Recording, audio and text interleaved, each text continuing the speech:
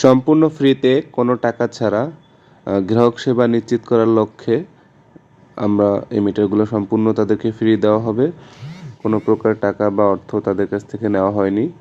কারণ ছিল প্রাকৃতিক দুর্যোগের কারণে এই মিটারগুলো পুড়ে গেছিল, ভেঙে গেছিল, নষ্ট হয়ে গেছিল। তো যেগুলো প্রাকৃতিক কারণে বা অভ্যন্তরীণ কারণে নষ্ট হয়ে গেছে, পুড়ে গেছে, এই মিটারগুলো শুধুমাত্র তাদের জন্য বরাদ্দ হয়েছে এবং সবগুলো মিটারই সম্পূর্ণ নতুন ডিজিটাল মিটার। এই মিটারগুলো স্থাপন করা হবে। আমরা এগুলো নিয়ে বের হব কিছুক্ষণের ভিতরে এবং প্রত্যেকটা মিটারই শুধুমাত্র প্রাকৃতিক কারণে বা অভ্যন্তরীণ কারণে পুড়ে গেছিল, নষ্ট হয়ে গেছিল, ভেঙে গেছিল, তার জন্য অফিস থেকে সম্পূর্ণরূপে ফ্রি বরাদ্দ হয়েছে। প্রাকৃতিক কারণ ছাড়া বা অভ্যন্তরীণ কারণ ছাড়া যদি কোনো মিটার ভেঙে যায়, পুড়ে যায়, তাহলে অবশ্যই সেটার মূল্য আপনাকে পরিশোধ করতে হবে।